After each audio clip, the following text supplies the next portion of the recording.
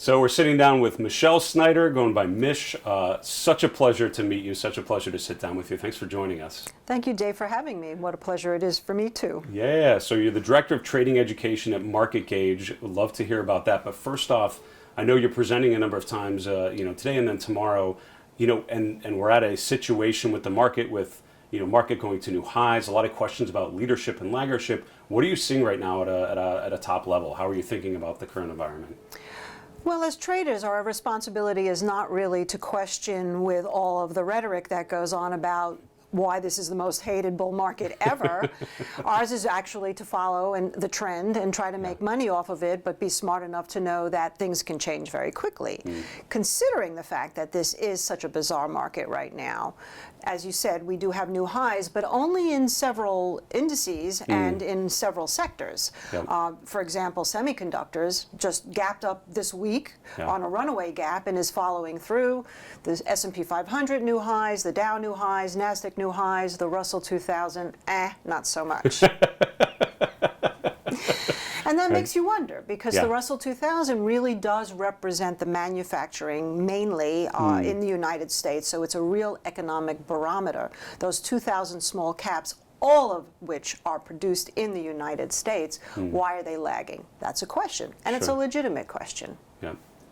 When you think about talking about market leadership, one of the critiques that people have had about the recent bull market is defensive leadership. So things like utilities, real estate, consistently being at the top of the list in terms of sector performance. In the last couple of weeks, we've seen a bit of a rotation, right? With utilities, real estate starting to roll over, something like financials breaking to new highs. Is that enough of a rotation or a change to make you feel better about the market going to new highs, or is it not enough to really question that leadership rotation of sorts? Well, I prefer to see what we call the inside of the market participating as well. So, for example, transportation sector. It's being dragged up, but it is definitely nowhere near as well as performing as well as what we're seeing, say, in semiconductors. Brick and mortar retail, which is 70% of the gross domestic product, being dragged up. The regional banks, which is different than the actual big banks, they're also being dragged up. And so, and the Russell 2000 being dragged up. So when you look at that situation, I would definitely want to follow where the money has been rotating to, and we have, as traders, done that. But at the same time, I think you have to be really smart and have profit targets pegged and move up stops and not get too complacent. Right. And, so overall, pretty skeptical, a little cautious about the market going to new highs right now, it sounds like, based on some of the internal weakness.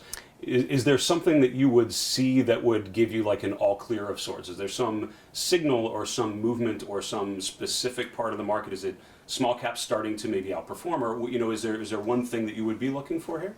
Absolutely. I would want to see those sectors that I just mentioned and the Russell 2000 start really playing catch up and taking more of a leadership role. Right. I mean, when you think about that happening, you imagine where is S&P at that point? Because it's already in nosebleed territory. That's right. But those are the signs that I'm watching for, is if they cannot catch up. I mean, they're still struggling to get to their April highs. With the S&P at new all-time highs, and you have to think about that. And of course, why are semiconductors and the Fortune 500 companies doing so well? Cheap money. Low interest rates, low taxes, and they're really basically, according to Ray Dalio, who just put out this whole article about that, selling a dream as opposed to real profits. So, everybody wakes up from a dream at some point, number one, and what you hope it doesn't turn into a nightmare. One of the questions I love to think about, we always talk about the pain trade, right? What is there something that's going to catch people off guard? Is there an asset, a movement, something that people are not expecting that could come out of nowhere and sort of surprise people? Energy comes to mind as something that's been so out of favor, that potentially has had a couple days in the last couple weeks where it looks pretty attractive. Is there anything like that, any area of the market where you think people are not paying enough attention to that they should be starting to focus on at this point? Cannabis. Cannabis, okay, sure. Yeah, because I do focus on it. Okay. To me, that's another aberration of the market. And we know that from a fundamental standpoint, there are still issues because of the banking issues, state-to-state banking, and the fact is it's not legal throughout the entire United States. But it is still in 33 states legal medically, and I think 19 states recreationally, and that's growing. And yet, if you look at the cannabis stocks and the ETF, which is MJ, so appropriately named, they're in another universe right now. And so I do believe it's a mega trend that's in diapers. And so if it actually had any kind of legislation come out, and it may be after the next presidential election, it seems to be very popular everywhere except within the government. If that switches, I think that would catch people off guard and be a tremendous opportunity for those paying attention. That's fantastic. That's certainly an area of the market a lot of people are underprepared for, not knowing enough about it. So that's really good guidance. So listen, I know we have to wrap up soon. I know you're presenting today and tomorrow. Can you tell us a little about what you're doing here at the Traders Expo? Great question. Besides enjoying Vegas and talking to you, well, today I'm doing a breakout session. Essentially, it's called "Everything You Know About the Markets Could Be Wrong," and it's not to scare people, but it's really to make people aware that there is a compass that they can follow, so that they don't get too passive in their investment strategy.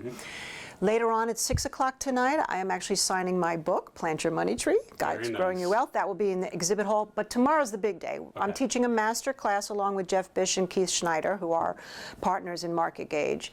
And it's the complete swing trading system. So essentially, it is a soup to nuts process from macro to micro, micro to macro, everything that you need to think about and how to actually proceed in making a trade. That's fantastic, and I know your book just came out earlier this year. Congratulations so much on that. I know I've edited a book, and I know that's a process.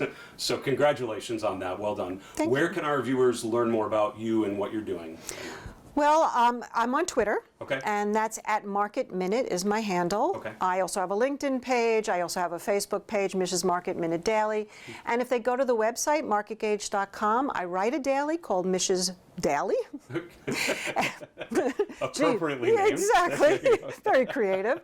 And also I have an email address, and that's mish@marketgauge.com. So I'm pretty easy to find if you're looking. That's perfect. Mish Schneider, thanks so much for sitting down with us. Real pleasure to hear from you today. Thank you, Dave. It's been a pleasure for me as well.